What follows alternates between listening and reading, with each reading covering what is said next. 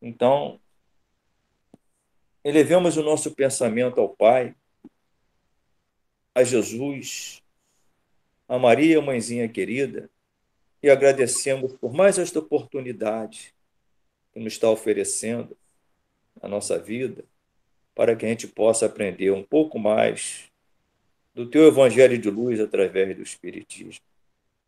Que a tua paz, o teu amor possa envolver a todos que estão aqui nessa sala, aos familiares aqui representados, encarnados e desencarnados. Ampara o nosso Brasil, aos seus dirigentes de ambos os planos, bem como a todos os países que compõem o nosso planeta. E sendo assim, amado Mestre Jesus, com a vossa bênção, com a permissão dos nossos mentores do Centro Espírita Cachoeirense, possamos dar por início a nossa live. Proteja o nosso palestrante para que ele possa desenvolver o tema que vai dividir conosco da melhor maneira possível. Que assim seja, graças a Deus. Graças a Deus.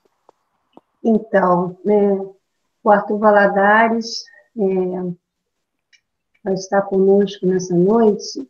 Ele é do NEP, né? Paulo de Tarso, né? O Núcleo de Estudos e Pesquisas do Evangelho, e parece que um projeto nasceu em julho de 2014, né, Arthur?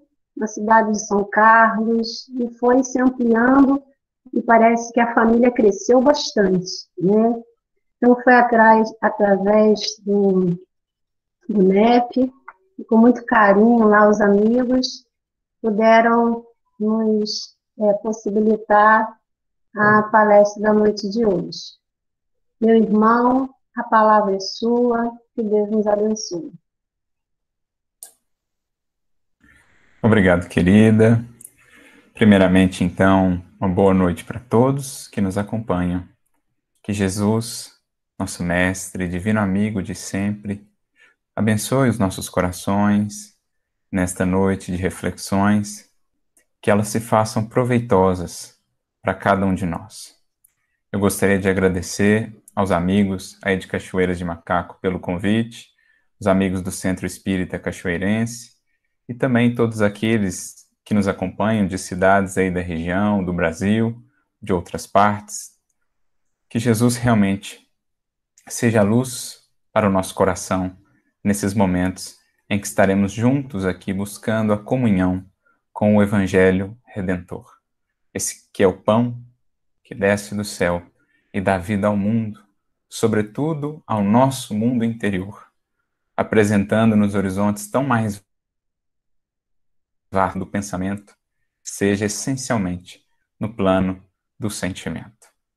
E é com esse intuito, então, que nós vamos percorrer essa jornada de reflexões nesta noite, sob a inspiração inicial de um coração que soube muito bem compreender a proposta de Jesus, que soube mobilizar as suas potências para transformar a sua dedicação, a sua boa vontade em muitos frutos, em muitas luzes, em muitas bênçãos na seara do Evangelho do Cristo.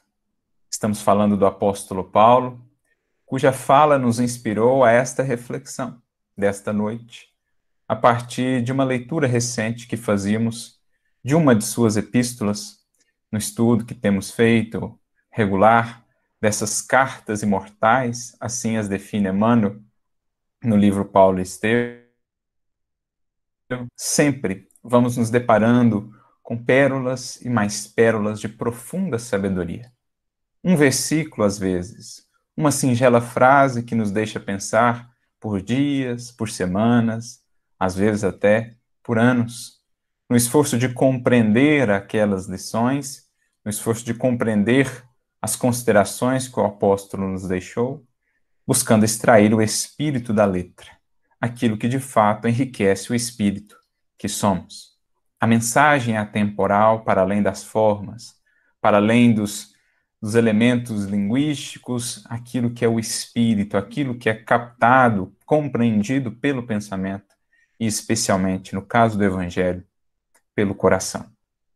Nesse sentido, portanto, peço permissão aqui para a gente fazer a leitura deste versículo que será o ponto inicial da nossa conversa nesta noite e que se encontra na segunda epístola do apóstolo Paulo à comunidade de Corinto, né? Então, 2 Coríntios, no capítulo 8, versículo 12, vamos encontrar a seguinte fala de Paulo, e aqui estamos usando a tradução da Bíblia de Jerusalém.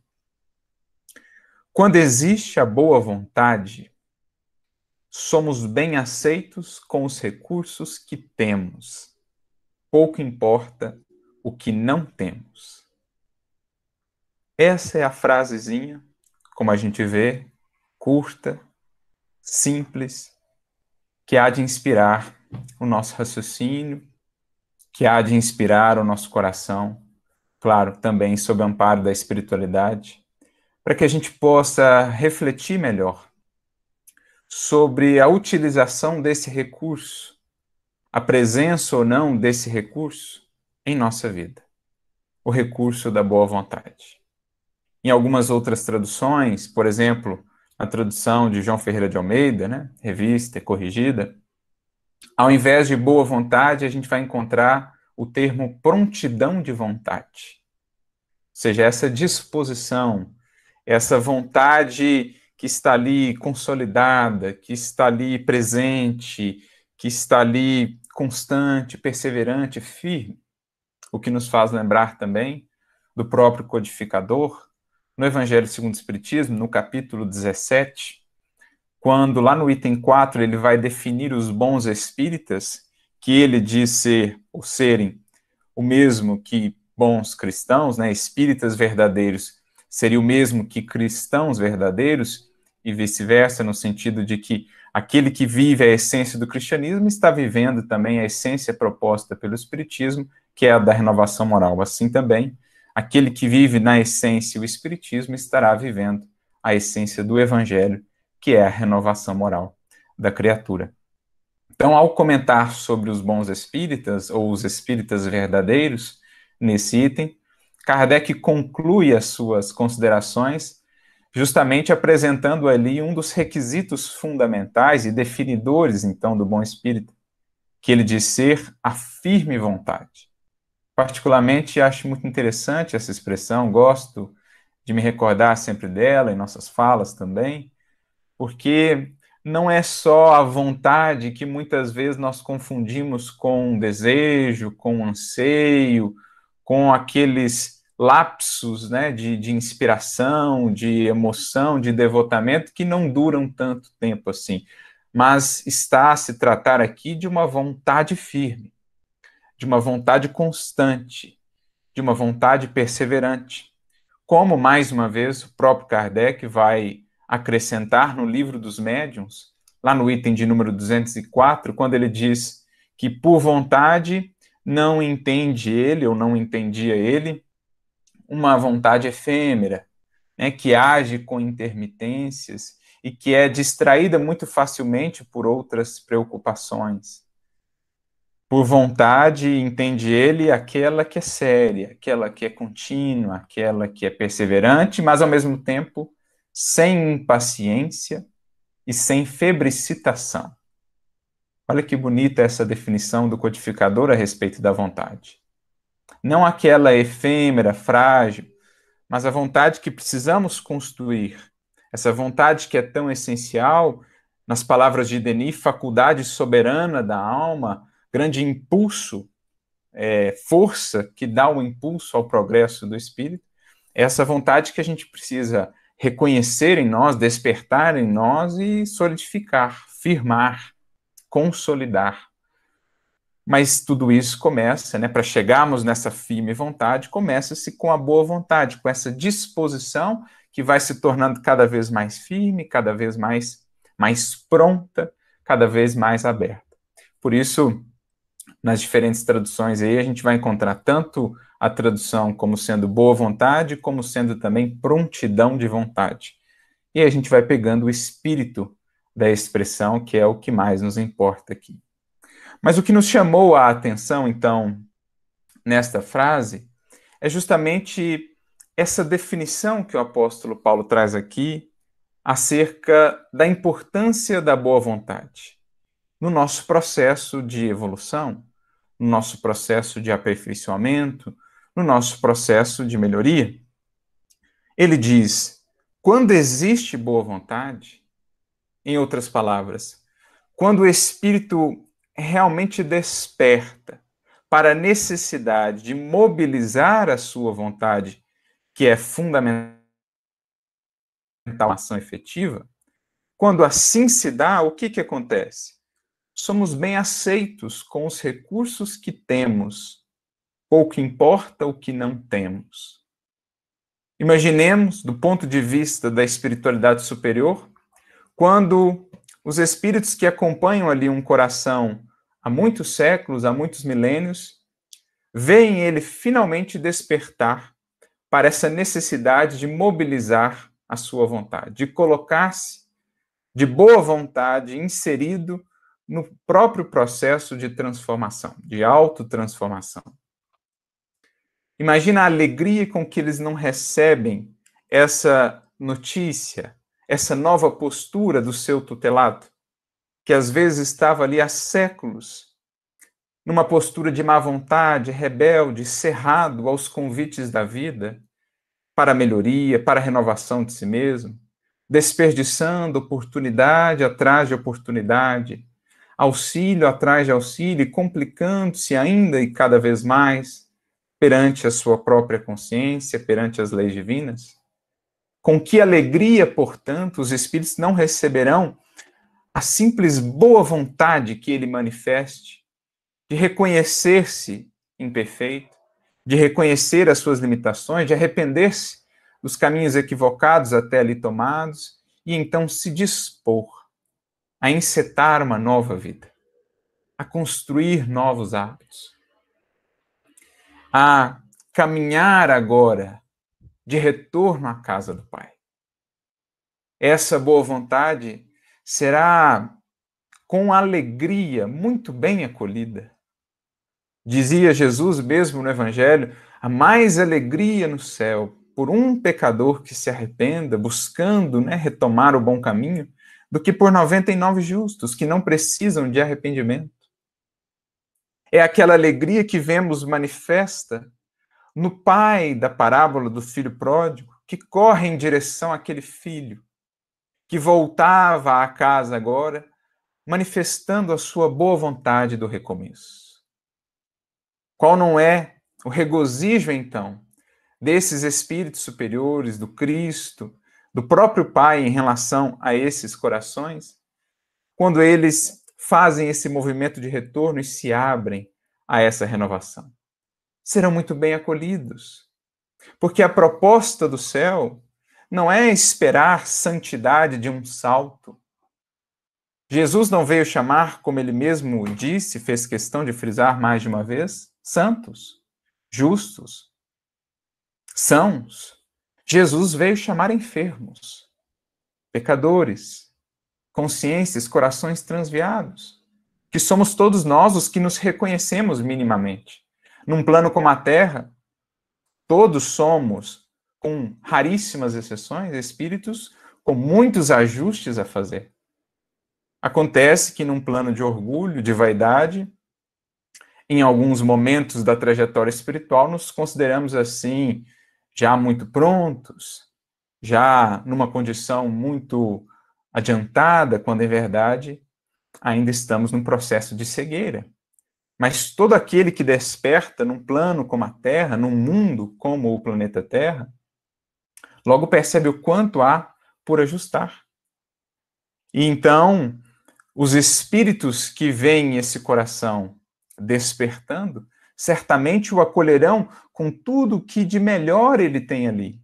Aquela boa vontade do começo, as possibilidades que já tem, amparando-o então a direcionar agora esses recursos que foram construídos ao longo dos séculos, mas que até então muitas vezes eram mal utilizados, por exemplo, o da inteligência ou da sagacidade, a disciplina que às vezes o indivíduo até tinha, mas não utilizada para o bem, a disposição ali, mas até então utilizada para as causas, para os interesses do seu egoísmo, do seu orgulho, essas forças da alma, esses elementos, até então mal direcionados, até então conduzidos pela má vontade em relação à vontade divina, agora, com o acréscimo, com a presença da boa vontade, serão naturalmente muito bem acolhidos, com muita alegria pela espiritualidade maior, que vem então em auxílio desse coração, como representado naquele pai da parábola, para agora ajudá-lo nesse processo de reorientação do seu viver, do seu modo de ser, que necessariamente passa pela mobilização da vontade. Pois já citamos aqui, o próprio Leon Denis definirá a vontade como faculdade soberana da alma, força espiritual por excelência. Todo e qualquer impulso de renovação, portanto, no espírito, nascerá a partir dessa alavanca. Não é por outro motivo que Emmanuel, no livro Pensamento e Vida, uma obra fantástica que trata de toda essa riqueza de potencialidades da mente humana, do espírito, logo ao capítulo 2, ele vai tratar sobre a vontade. Então, no capítulo 1, ele define mente, como esse espelho da vida, e logo no capítulo 2, para destacar aí justamente a importância desse assunto, desse tema para o todo da obra e da nossa vida, Emmanuel já coloca ali a vontade. E ele faz uma comparação muito interessante, muito intrigante, compara a nossa mente como um escritório, que vai ter aí diversos departamentos, mas um gabinete diretor. Então, temos lá o departamento da memória, o departamento da inteligência, da imaginação, enfim, teremos esses departamentos, o do desejo, mas acima desses departamentos, como que numa empresa, como que num escritório, temos ali a gerência, esclarecida e vigilante da vontade. Não confundamos vontade aqui com o desejo apenas, né? O desejo é um departamento da mente, que Emmanuel dirá nessa mensagem, muitas vezes, quando a vontade não está ali firme no seu posto, quando a gerência não funciona adequadamente, os departamentos começam a agir por si apenas e muitas vezes acabam comprometendo o funcionamento desse todo. Por exemplo, o departamento do desejo, que quando a vontade não o está ali a tutelar, a disciplinar, a orientar para o bem, para o progresso da criatura, o desejo compra muitas vezes séculos aflitivos à alma pelos excessos, pelos desequilíbrios, pelos desajustes a que esse desejo mal equilibrado, mal disciplinado pode conduzir a cada um de nós. Então, por isso Emmanuel também, assim como Denis, vai apresentar para nós esse papel tão imprescindível da vontade no processo de transformação da criatura humana, no processo de renovação. E aí, como diz aqui o apóstolo Paulo, recapitulando mais uma vez, segundo o que nós tivermos. Segundo o que nós tivermos, será ou somos bem aceitos. Porque, como dizíamos, não esperam os benfeitores espirituais porque já conhecem melhor o processo evolutivo, o processo ascensional, já avançaram mais do que nós. Não esperam eles que improvisemos de um dia para outro, da noite para o dia, a santidade, a perfeição, a perfeita integração ou fidelidade à lei divina. Sabem eles que há aí um processo, mas se felicitam por identificar este elemento e acolhem ali já aquele coração no sentido de ampará-lo ao máximo, para que desse elemento inicial possa se desdobrar então todo o processo de construção, de edificação do reino divino naquele coração, que há de começar pela boa vontade, pela vontade agora desperta, pela vontade agora disposta, pela vontade agora pronta, mais firme no processo renovador. Essa é a ideia aqui de boa vontade. Ela será, então, a porta de abertura, o alicerce fundamental para toda e qualquer construção do espírito, porque ela representa já em si o reconhecimento da necessidade de mudar, o que já é, por si mesmo, um ato de humildade. Não se transforma nada em termos espirituais, o espírito não se renova em absoluto, se não se basear ali na boa vontade que é filha ou que está intrinsecamente, intimamente associada à humildade, que não por acaso é a primeira das virtudes apresentadas por Jesus naquela escada ascensional das bem-aventuranças, quando ele inicia lá em Mateus 5, bem-aventurados os pobres em espírito.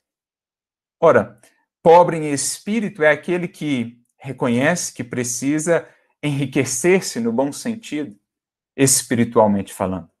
Para isso, precisa renovar-se, precisa transformar-se, precisa sublimar pensamentos, sentimentos.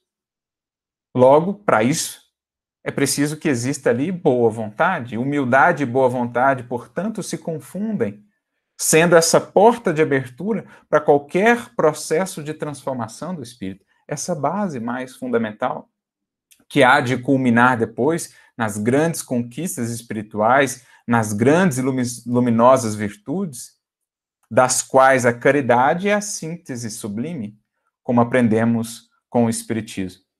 Mas aí recorremos mais uma vez a Emmanuel, numa mensagem muito interessante sua, chamada ou intitulada Fora da Boa Vontade, Não Há Solução, está no livro Visão Nova, capítulo de número 9, em que ele vai dizer assim, de fato, a caridade, aprendemos, né, com o Espiritismo, é a chave do céu.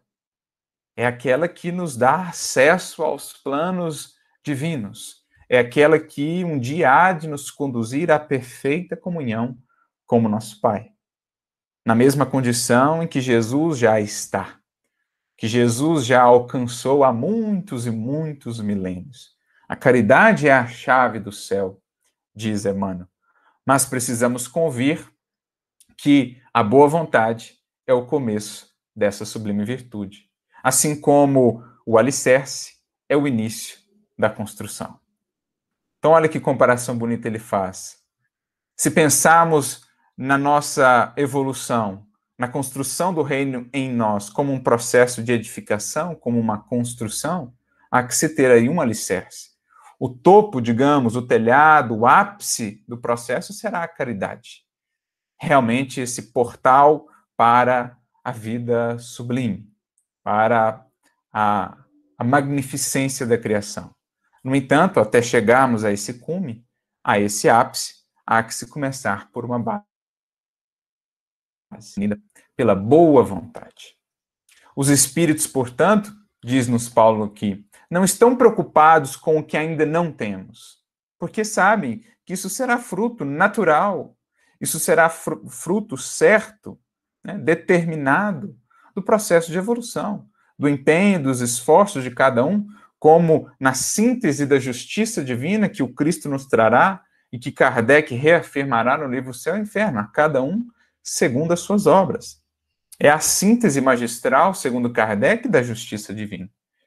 Então, os espíritos não estão preocupados, não olham para nós, fixando-se naquilo que ainda não temos, porque sabem que isso será fruto do processo.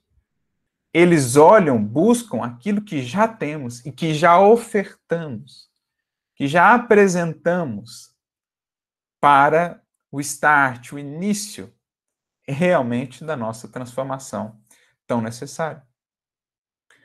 Por isso, mais uma vez, fora da boa vontade, como diz Emmanuel, não há solução. Porque não podem eles, os espíritos, fazer por nós esse movimento de nos dispormos, de nos abrirmos, então, à renovação. Podem eles nos inspirar, podem eles exemplificar, como muitas vezes o fazem, encarnando entre nós espíritos mais adiantados, que encarnam junto de nós, junto de um grupamento familiar, para estimulá-los ao progresso, ou espíritos ainda mais adiantados que vêm com missões mais voltadas para a humanidade como um todo. O próprio Mestre veio ao mundo, senão para quê? Para despertar nos corações a boa vontade para com a boa nova do reino. Não pode Jesus forçar-nos a aceitar a mensagem, mas com o seu exemplo e a sua vida de renúncia e sacrifício, deu-nos o maior impulso que seria possível ser dado. enviou-nos o convite mais eloquente e mais fascinante que a humanidade já viu, pela luz do seu amor e do seu exemplo. Assim também os espíritos, como uma Alcione reencarnando para estimular o progresso dos seus espíritos familiares, vinda já de outros orbes onde evoluía, de outro sistema, volta ela à Terra, manifestando essa boa vontade já sublimada, é claro, mas justamente para convidar os seus a despertarem também para a mobilização da sua vontade, uma vontade direcionada agora ao bem, direcionada, inspirada realmente agora pela vontade divina, que é sempre, em tudo, em todas as circunstâncias, o que há de mais amoroso, de mais justo, de melhor para cada um de nós, para nós todos, enquanto humanidade. Então a gente vê esses corações que vêm ter conosco, não para nos condenar em relação àquilo que ainda não temos, mas sim para tentar acolher aquilo que já podemos expressar, aquilo que já conseguimos ofertar e multiplicar isso. Como Jesus a multiplicar migalhas lá no sermão que ele fez junto ao monte, a multidão depois esfomeada, Jesus acolhe aquelas migalhas e multiplica então, alimentando toda a multidão. Assim também as migalhas de boa vontade que já pudemos ofertar, nas mãos da espiritualidade superior, nas mãos do Cristo, serão acolhidas com muita alegria e multiplicadas. Não só retornando a nós na forma de mais estímulos santos, de mais inspiração, de mais força para o caminho, mas também serão recursos que alcançarão a outras vidas, porque inicia-se assim um efeito em cadeia, um efeito em cascata, em que um coração desperto pela boa vontade, para a boa vontade, para o seu processo transformador, acaba por influenciar a muitos outros, às vezes com gestos, com atitudes muito singelas, muito simples, porém sinceras, realmente no propósito, na prontidão de vontade de se aperfeiçoar.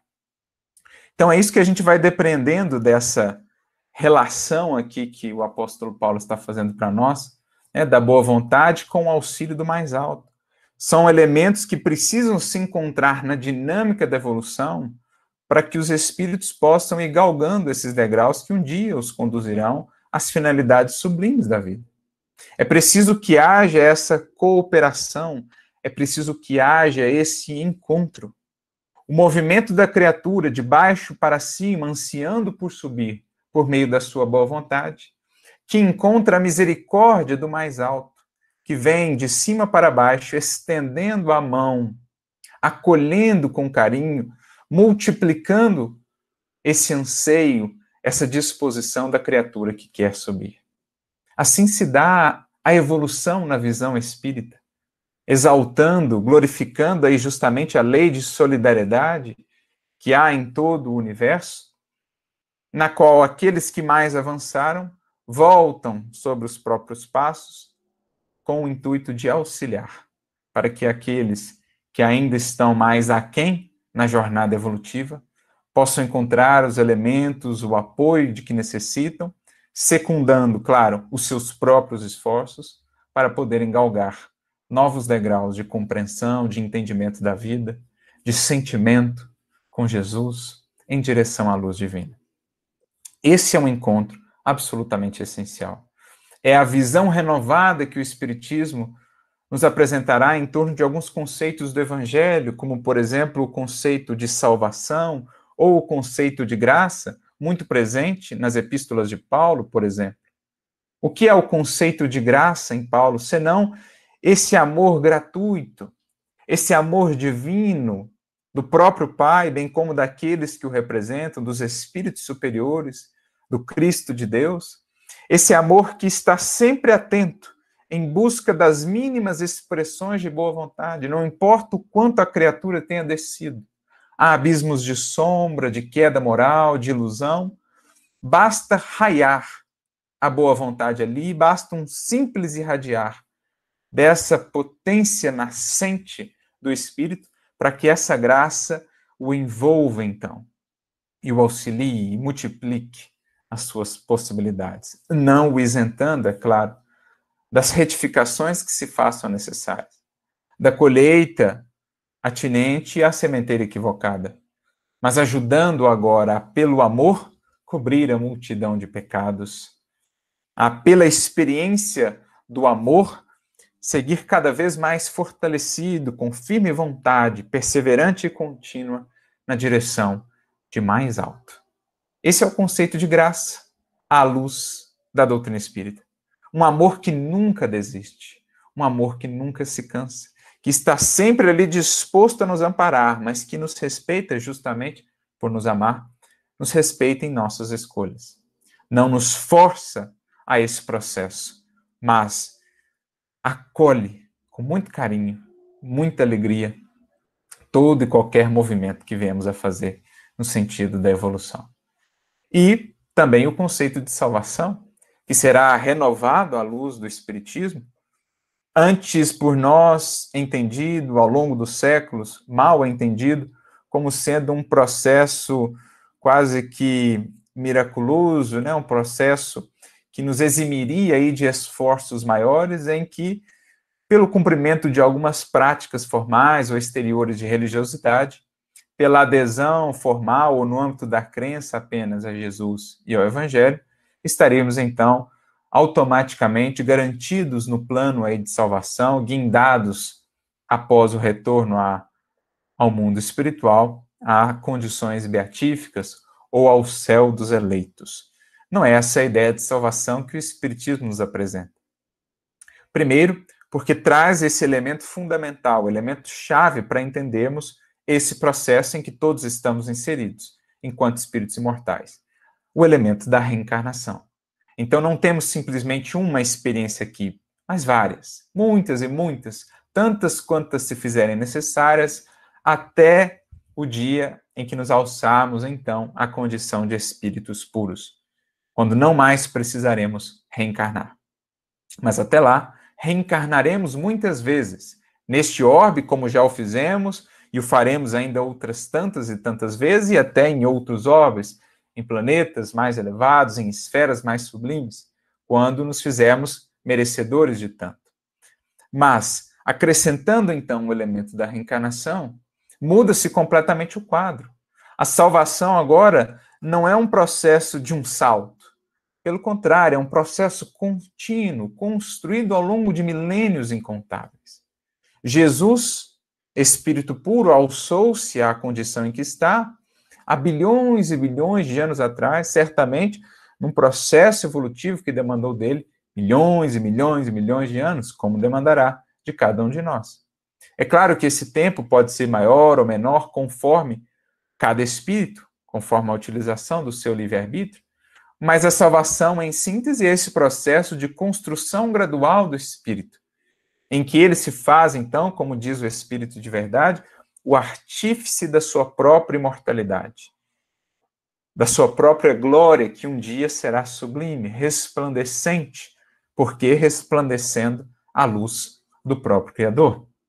Então, salvação é processo contínuo, processo de libertação, processo de evolução, processo de desmaterialização, que nasce ou que é o resultado do esforço empreendido pela criatura, alcançado, multiplicado, sustentado pela graça, pelo amparo que nos chega do mais alto. É isso que Emmanuel, melhor, Paulo está descrevendo aqui, e Emmanuel também, nas suas considerações sobre a boa vontade, vão descrever para nós. Quando a gente mobiliza, então, essa vontade, faculdade que dá ignição aí, faculdade catalisadora do nosso processo de aperfeiçoamento, logo nós encontramos acolhimento nos planos mais altos, que vem, então, inspirar-nos ideias, orientar-nos os passos, respeitando-nos, é claro, o livre-arbítrio, mas fazendo tudo quanto lhes é possível para nos estimular e nos amparar nesta senda. E aí, amigos, acontece, então, o desencadeamento de um processo. Porque, como a gente já falou aqui, a boa vontade ela é o início, ela é o alicerce, ela é a porta de entrada. Quando eu busco cada experiência, cada circunstância, cada pessoa do meu caminho com boa vontade, eu estou buscando ali construir o melhor a partir daquele convívio, a partir daquela experiência. Quando eu vou para cada circunstância da minha vida com o coração repleto de boa vontade, eu estou automaticamente construindo meios de extrair o melhor daquela experiência ou daquela pessoa. Então, se eu vou para uma experiência difícil, de uma dor, por exemplo, de uma dificuldade, com má vontade, revoltado, eu fecho o meu coração, cerro o meu coração, a inspiração se torna mais difícil e eu não consigo acessar os valores preciosos que aquela experiência oculta. Por outro lado, se eu vou para ela de boa vontade, apesar dos desafios, apesar das lágrimas que porventura venham a marcar as nossas faces, apesar do suor que porventura venha a nos ser exigido, se eu vou para a experiência de boa vontade, primeiro que eu já a suavizo, ela já não será assim tão difícil, porque já não terei mais, ou em acréscimo, o fardo da revolta, do ódio, né, da raiva a carregar, terei comigo o fardo leve de Jesus, então eu já suavizo a experiência, por mais difícil que ela seja, e consigo ter a inspiração necessária para entender com a espiritualidade os melhores caminhos, as melhores resoluções, para resolver, tanto quanto seja possível, mais rápido aquela experiência e para acessar o tesouro que está lá no mais oculto de cada circunstância e que só pode ser acessado pela chave da boa vontade. A lição, o valor que aquela dificuldade, que aquela enfermidade, que aquele desafio, que aquela luta tem a me ofertar. Só a chave da boa vontade dá acesso a esse tesouro oculto de cada circunstância. Assim como ao tesouro oculto de cada coração. Se eu me porto, me coloco diante de um outro coração com má vontade, eu fecho o meu coração e convido o outro a fechar o seu também. E aí fica má vontade com má vontade, mau humor com mau humor, raiva com raiva, agressividade com agressividade, e aquela relação, na verdade, ao invés de ser benefício para ambos, na lei de convivência, na lei de sociedade, de solidariedade, se torna prejuízo para ambos. Agora, se eu vou para o outro, me direciono ao outro coração com boa vontade no meu, por mais que o dele esteja com má vontade, a boa vontade tem esse poder sublime de acessar ali, né, de despertar ali o que ele tem de bom. Se ele vem mal-humorado naquele dia, quando a gente vai para uma conversa com boa vontade, com um semblante ameno, com uma vibração positiva, a gente consegue ativar no outro elementos de renovação para que ele saia daquele estado psíquico. E ainda que ele não saia de todo, porque está ali numa condição realmente muito difícil, de muito mau humor ou de muita má vontade, pelo menos a gente inspira ele a não comprometer-se ainda mais, a manter um silêncio, a refletir um pouco sobre a vida, a refletir sobre a si mesmo. Então, a boa vontade é essa chave milagrosa que nos dá o acesso aos tesouros ocultos de cada experiência, bem como de cada coração.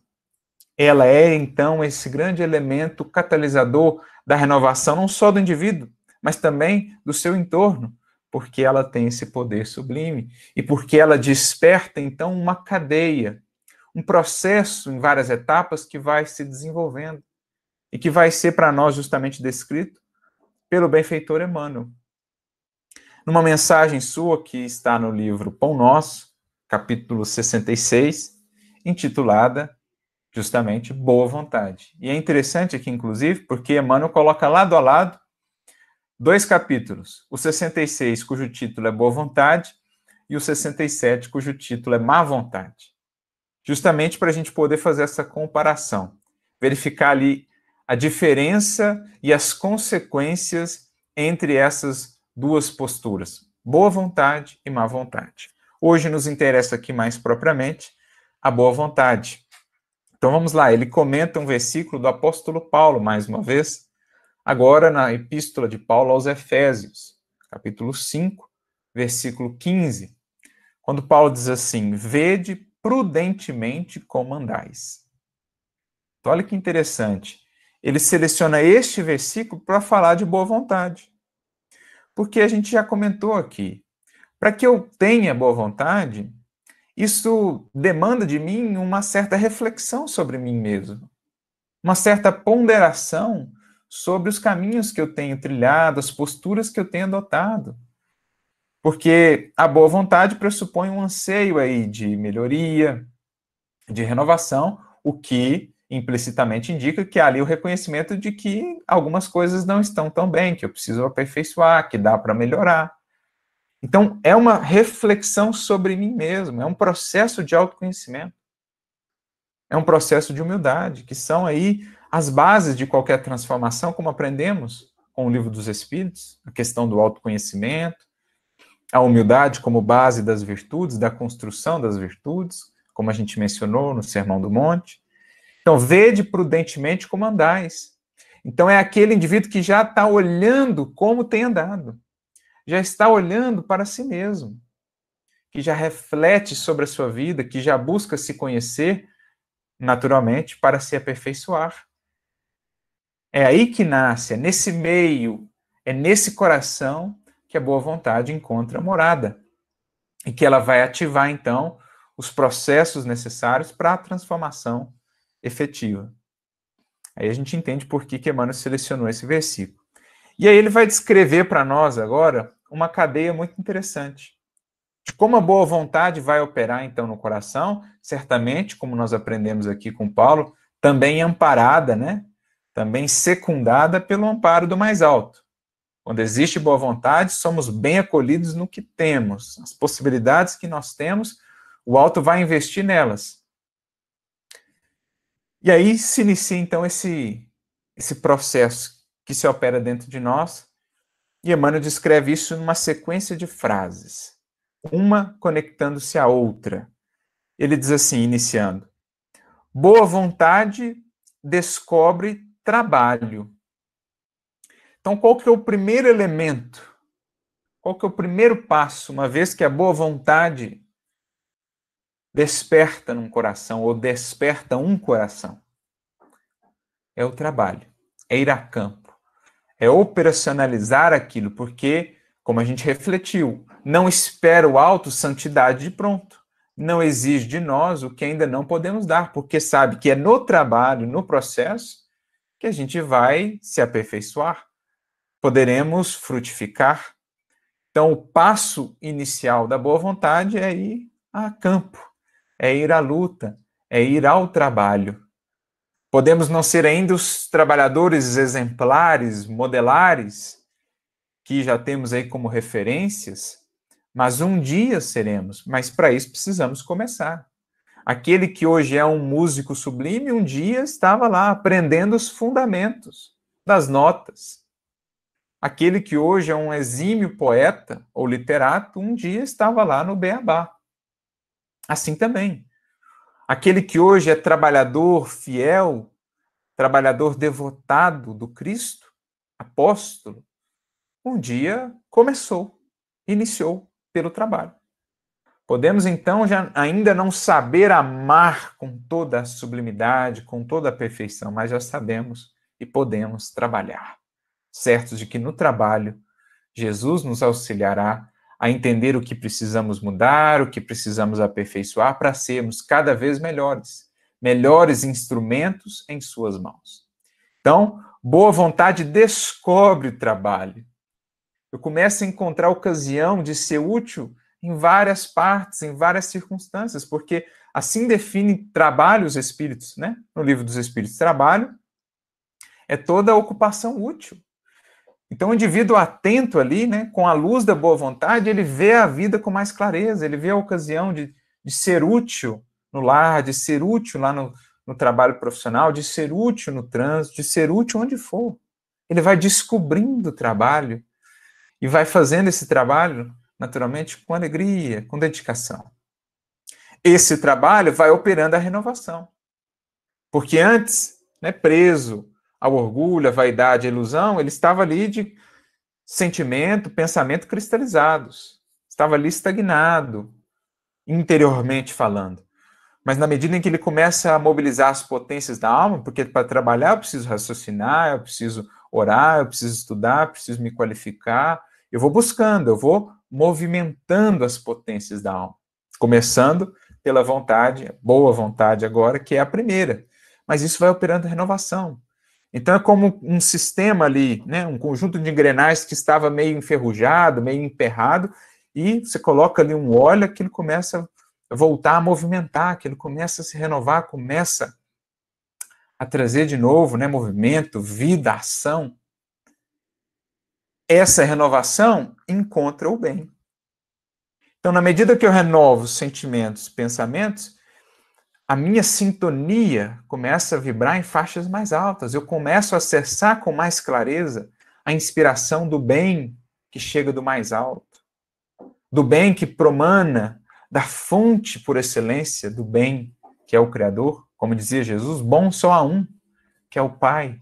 Então, o bem que ele irradia pelo universo, a gente começa a sintonizar com mais clareza. Antes a gente operava em faixas mais baixas, do egoísmo, no interesse pessoal, não conseguimos vibrar realmente no bem. Mas com a renovação oriunda do trabalho, a gente começa a operar em faixas de pensamento, de vibração mais elevadas, a sintonizarmos com o bem que os benfeitores querem nos inspirar. E o bem revela o espírito de serviço. Então a gente aperfeiçoa o trabalho, não mais apenas trabalhar, mas agora com o espírito de servir. Lembrando mais uma vez o livro Pensamento e Vida, Emmanuel, no capítulo 7, ele fala sobre o trabalho, ele diz que existem dois tipos de trabalho. O trabalho-ação e o trabalho-serviço. O trabalho-ação, diz ele, transforma o meio ao nosso redor, mas o trabalho-serviço transforma o indivíduo. Então, o trabalho, ele se aperfeiçoa e vai se convertendo em serviço, em espírito de servir.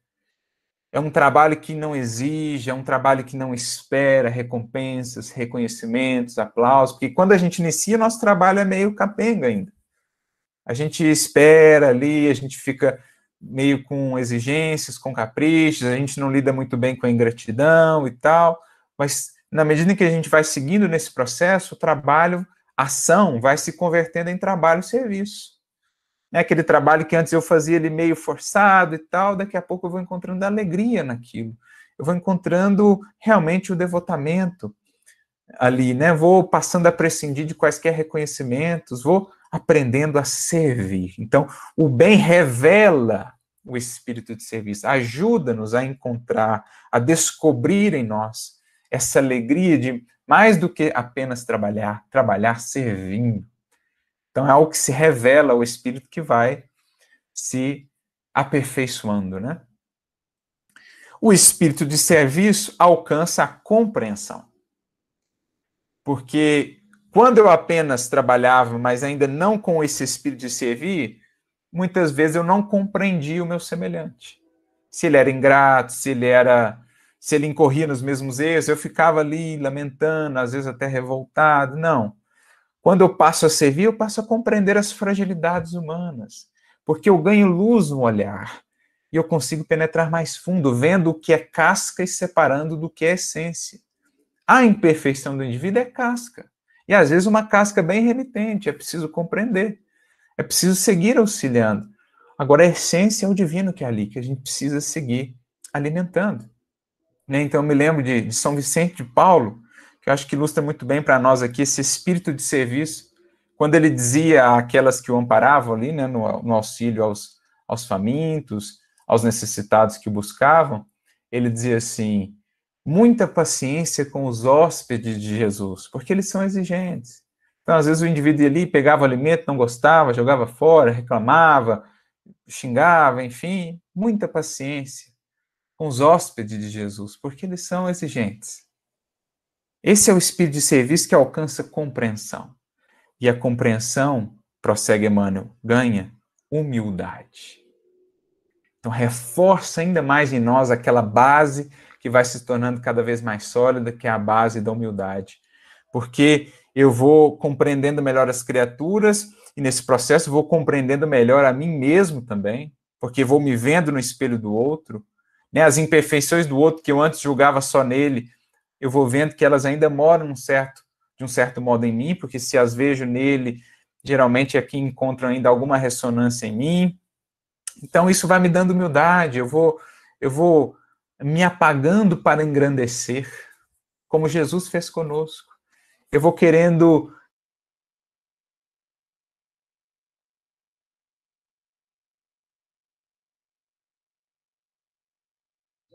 Ficou mudo. Fechou. Oi, cortou aí? Isso, voltou o som, Beleza. voltou. Voltou, né? Eu vou solidificando, então, como a gente dizia, cada vez mais essa base, a base da humildade, porque eu vou aprendendo com o processo. Eu vou, na medida em que vou compreendendo melhor o outro, vou compreendendo também melhor a mim mesmo, identificando nele imperfeições que antes julgava não existirem em mim, que geralmente vão encontrar ressonância em mim, e assim vou aprendendo, vou me tornando mais humilde, vou esperando cada vez menos destaque pessoal para mim, para que se destaque cada vez mais a luz do bem, a luz do Evangelho, a luz de Jesus. E essa humildade, então, conquista o amor. A humildade, que é esse solo fértil, né? Humildade que vem de humus também, esse solo fértil onde, então, brotará, florescerá, frutificará a árvore frondosa do amor, a árvore da vida. O amor gera renúncia, que, como diz Jesus para Simão Pedro, no bonito capítulo 12 do livro Boa Nova, Amor e Renúncia, a renúncia que é a própria essência, a própria razão de ser do amor, o amor que dá e não espera, o amor que vive do que dá e não do que recebe. O que recebe será acréscimo de bênção, mas o que o nutre, o que dá a sua própria vida é mesmo a renúncia, é o ato de dar que multiplica na criação. Então, a humildade conquista o amor, poderíamos dizer, sublima cada vez mais o amor gera renúncia, que é essa capacidade de partilhar a natureza divina, porque quem por excelência é doação na criação, no todo do universo e da vida? O Criador. O Pai é por excelência doação. Quanto mais doamos, portanto, mais nos aproximamos da sua natureza, mais comungamos com a sua natureza. Por isso, a renúncia atinge a luz. O amor gerando renúncia e a renúncia acendendo a luz do Espírito, que é o reflexo divino em si mesmo. Né? A irradiação do Espírito, que representa comunhão da sua consciência, do seu coração, com o coração da vida, com a sabedoria da vida, expressos aí pelo nosso Pai Criador. A renúncia atinge a luz, e a luz realiza, então, o aprimoramento próprio, ou seja, ela concretiza, né? Ela dá o marco ali de que houve um processo, então, de consolidação de um aprimoramento. O Espírito subiu um degrau, o Espírito consolidou uma conquista, fechou um ciclo de aprendizado, claro, para iniciar outros ciclos de aprendizado na eterna espiral de ascensão que há de nos conduzir a Deus. Mas a luz realiza o aprimoramento próprio, e o aprimoramento próprio, prossegue Emmanuel, santifica o homem. Esse verbo santificar, que é muito usado no contexto do Evangelho, muito usado por Emmanuel, que pode muito bem ser traduzido para nós espíritas por purificar. Então, a luz realiza esse aprimoramento e o homem, ou o aprimoramento próprio, santifica o homem. Purifica o seu sentir, purifica o seu agir, de modo que ele reflita em tudo o que é na integralidade do seu ser, sentir, pensar, falar e agir, cada vez mais a luz divina. Essa é a ideia de purificação. E o homem santificado converte o mundo para Deus. O homem santificado converte o mundo para Deus. Por isso que a boa vontade não é só elemento propulsor para o próprio coração que a tem, mas também para os corações ao seu redor. Porque ela inicia e alimenta essa cadeia, que vai culminar no homem santificado, no homem aperfeiçoado, que, por sua vez, se torna um convite vivo e muito eloquente a todos aqueles que com ele convivem. Ainda que para isso não se utilize de palavras, por onde passar será um permanente e eloquente convite para a harmonização com Deus, para a vivência do bem, para a experiência do amor, para a busca da luz. Começa-se, portanto, com boa vontade, fecha-se o ciclo com essa capacidade de atrair corações para a luz, para o bem. Por isso, conclui Emmanuel aqui o seu texto. Caminhando prudentemente, pela simples boa vontade, a criatura alcançará o divino reino da luz. Naturalmente, secundada nesse processo pelo acolhimento do mais alto, pelo investimento do mais alto, que onde identifica a luz da boa vontade, vem ali multiplicá-la, vem ali alimentá-la para que ela se converta na luz do reino divino, a brilhar em um coração. Eis a jornada, eis o processo da boa vontade, amigos. Por isso Emmanuel dirá, no livro Fonte Viva, capítulo 122, que o capital mais precioso da vida é o da boa vontade. Olha só que interessante. O capital mais precioso da vida é o da boa vontade. Ponhamo-lo em movimento e a nossa existência estará enriquecida de bênçãos e alegrias, hoje e sempre, onde estivermos. Que saibamos, assim, mobilizar o capital da boa vontade, que é o começo do processo que um dia há de nos levar à riqueza divina do reino em nós, irradiando-se para o redor. Que Jesus nos abençoe a todos e que possamos ofertar as migalhas de boa vontade, que certamente nas mãos de Jesus, pelo auxílio do mais alto, haverão de se converter na multiplicidade de pães, de bênçãos e de luzes para nós e para tantos. E que Jesus nos abençoe a todos.